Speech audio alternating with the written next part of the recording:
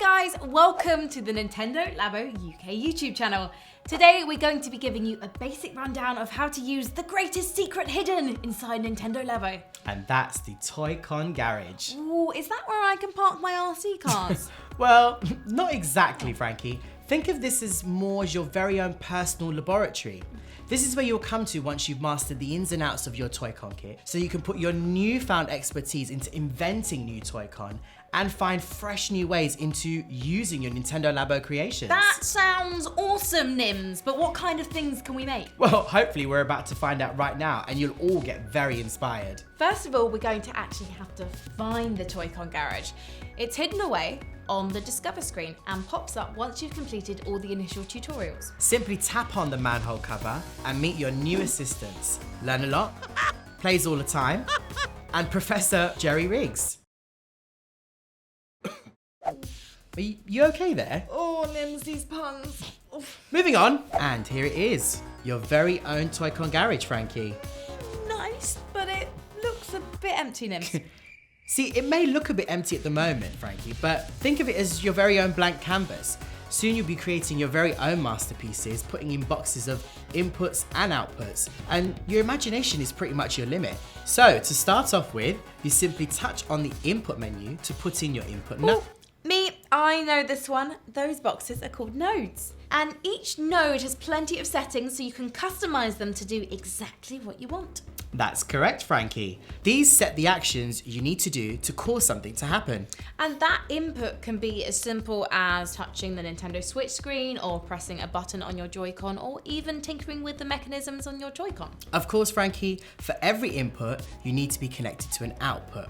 So simply tap on the Output tab to create nodes which do something that causes an input to be triggered, like play a noise, light it up, and if you want to, make the Joy-Con vibrate. Nimmz, what about the middle tab? That guy allows you to add in things like counters, timers, and targets to aim at. Think of the middle nodes as the details in your commands. Sweet, but it does sound a bit complicated, Nimmz. Don't worry, Frankie, it really isn't. Especially if you think of this process being, if you do this, then that will happen. Look, I'll show you a really simple one. We're going to start off by creating an input and output node. So, to start off with, on the left-hand side, I'm going to create an input. And what I'm going to do is I'm going to select if an IR marker is seen, okay? So we're going to create an IR marker on this side. Now, obviously with every input, we need an output to be connected. So we click on the output, and this time we're going to go for a vibrate. Now that we've created our input and output nodes, we're going to spice things up a little bit now. I've got a little friend over here who I'd like to introduce you to. Oh, hello, friend. Hello. With this little guy here, we're going to take the IR markered Joy-Con, which was the left Joy-Con, should I say, sorry. And we are going to attach this left Joy-Con to this little guy here. Okay, I see what's happening here. You can see here, you see this here? Yes. That's a little reflective sticker. Right, so now that we've done that with the left Joy-Con, taking the right Joy-Con, which we set to vibrate, we are going to attach it to this. Scatter of doom. And Frankie, now I aim at the monster and boom, he's down. down. Oh, he is down. He did not stand a chance, Nimmz. It was a very unfair fight. I demand a rematch. And this is just the beginning, Frankie. I mean, there's so much more I can actually do with a Toy-Con garage. For example, I could adjust this little setup by simply adding a counter into the game. So when I was shooting the monster, he could actually have 3 lives for me to take him down, or 3 chances. Or I could even take out my Joy-Con from this and attach it to the RC car, and that could then become the shooter, and or even take out the monster. Okay, Nimmz, don't get too carried away just yet.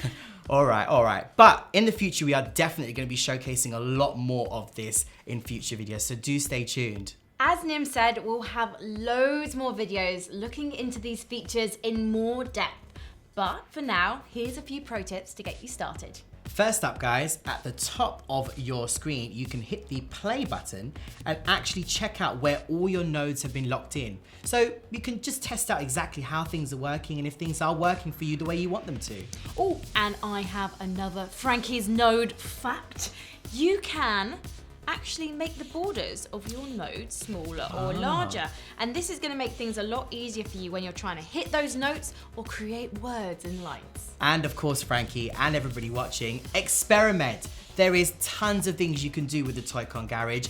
Don't be afraid to try anything you like. You never know what you could create and what could happen on the screen. So that's it from us today, but as you can see from our very brief introduction, the Toy-Con Garage has a lot of potential. Absolutely, but do not fear, guys. To help you get to grips with this powerful toolbox, we'll have plenty more videos coming up in the future to help you guys become programming pros. So be sure to check out the description in the video to find out a programming playlist so you can get experimenting. Absolutely, and be sure to hit the like button and of course subscribe to the channel, guys, so you can keep up to date with all the latest Nintendo Labo content coming to you guys at home. And of course, if you pick up any pro tips of your own in the Toy-Con Garage, why not leave them in the comment section below? Maybe help myself and Frankie out I as think well. we need it. Until next time. See ya. Bye.